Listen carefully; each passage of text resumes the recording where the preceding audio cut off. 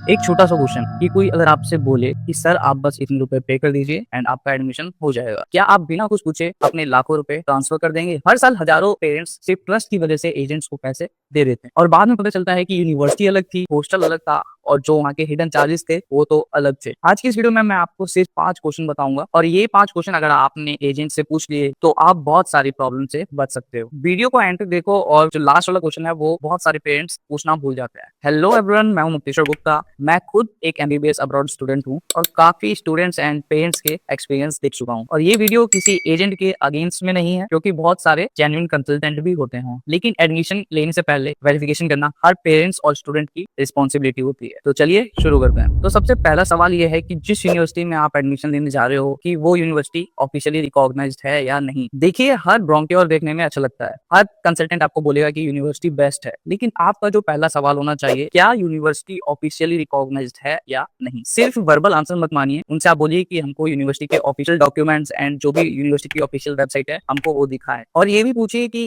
क्या ये यूनिवर्सिटी पिछले बैचेस के लिए स्टेबल रही है या नहीं, क्योंकि जो रिकॉग्निशन है वो सिर्फ एडमिशन के टाइम पे इंपॉर्टेंट नहीं होता, फ्यूचर लाइसेंसिंग एंड करियर के लिए भी बहुत मैटर करता है। और अगर आपके इन सवालों का एजेंट सही से आंसर नहीं दे पा रहा तो आप अलर्ट हो जाइए उस एजेंट से। अब बात करते हैं नेक्स्ट क्वेश्चन की, जो काफी जरूरी है। आप उनसे पूछिए कि जो भी टोटल कॉस्ट है एडमिशन प्रोसेस का, रिटर्न में वो आपको देंगे या नहीं। बिकॉज ये सबसे कॉमन प्रॉब्लम होती है, क्योंकि पेरेंट्स को कहा जाता है कि बस इतनी कुछ अमाउंट फीस लगेगी, लेकिन बाद में hostel, visa, insurance, medical and visa extension वगैरह हर जगह वो एक्स्ट्रा पेमेंट लेते हैं। तो आप उनसे डायरेक्ट ये सवाल पूछिए कि टोटल कॉस्ट फर्स्ट ईयर से लेकर लास्ट ईयर तक हमको रिटर्न में चाहिए, क्या आप हमें वो दोगे। आप उनसे एक प्रॉपर फीस स्ट्रक्चर मांगिए, वो भी रिटर्न में, क्योंकि जो हिडन चार्जेस है वो बाद के लिए सरप्राइज ना बन जाए, इसलिए ये सवाल जरूरी है। एंड अगला जो क्वेश्चन है वो है कि अगर एडमिशन कैंसिल हुआ तो रिफंड पॉलिसी क्या है। ये क्वेश्चन बहुत ही कम पेरेंट्स पूछते हैं, क्योंकि जो एडमिशन है वो किसी भी रीजन से कैंसिल या डिले हो सकता है, इसलिए आप पहले से ही क्लियर करके चलिए कि अगर वीजा रिजेक्ट हुआ या यूनिवर्सिटी ने ही सीट कैंसिल कर दी या आपका जो स्टूडेंट है वो जाना नहीं चाहता, तो कितनी फीस रिफंड होगी और कब तक। रिटर्न प्रॉमिस है या सिर्फ वर्बल प्रॉमिस। अगर कोई भी कंसल्टेंट रिफंड पॉलिसी देने से बच रहा है तो आपको भी डिसीजन लेने से पहले सोचना चाहिए। अब अगला सवाल जो है ना वो स्टूडेंट को लेकर काफी इंपॉर्टेंट है कि स्टूडेंट को इंडिया से जाने के बाद उधर कौन सपोर्ट करेगा। देखो, एडमिशन करवाना तो सब करवा देते हैं, लेकिन जो रियल टेस्ट जो शुरू होता है ना, जब स्टूडेंट फॉरेन कंट्री में पहुंचता है और जो प्रॉब्लम उस वक्त आती है कि हॉस्टल कैसा है, एयरपोर्ट पे पिकअप कौन करेगा, registration, medical, laundries and emergency condition में कौन सपोर्ट करेगा। इसलिए आप उनसे पूछिए कि वहां पर लोकल रिप्रेजेंटेटिव है या नहीं, 24/7 नंबर है या नहीं, सीनियर स्टूडेंट्स हैं या नहीं। और जो मेन बात है कि एडमिशन कराने के बाद, एडमिशन होने के बाद उस एजेंट का, कंसल्टेंट का सपोर्ट मिलेगा या नहीं। अब बात करते हैं लास्ट क्वेश्चन की, जो कि मोस्ट इंपॉर्टेंट है कि क्या मैं आपके पुराने स्टूडेंट से या जो बैच वहां पे पढ़ रहा है उससे बात कर सकता हूँ या नहीं। ये सबसे पावरफुल क्वेश्चन है, क्योंकि ब्रोंक्योर, एडवर्टाइजमेंट, ऑफिस सब कुछ आपको अच्छा दिख सकता है, लेकिन बात करते हैं रियल फीडबैक की। जो स्टूडेंट वहां पे पढ़ रहा है एंड जो भी सीनियर स्टूडेंट्स है, वही आपको अच्छे से जो रियलिटी है वो एक्सप्लेन कर सकते हैं। आप एजेंट से डायरेक्ट बोलिए कि मुझे एक ऐसे स्टूडेंट का नंबर दीजिए जो वहां पर अभी पढ़ रहा है, और स्टूडेंट से डायरेक्ट पूछे कि वहां का हॉस्टल कैसा है, मैथ्स कैसी है, टीचिंग कैसी है, या कोई हिडन चार्जेस वगैरह है या नहीं, एंड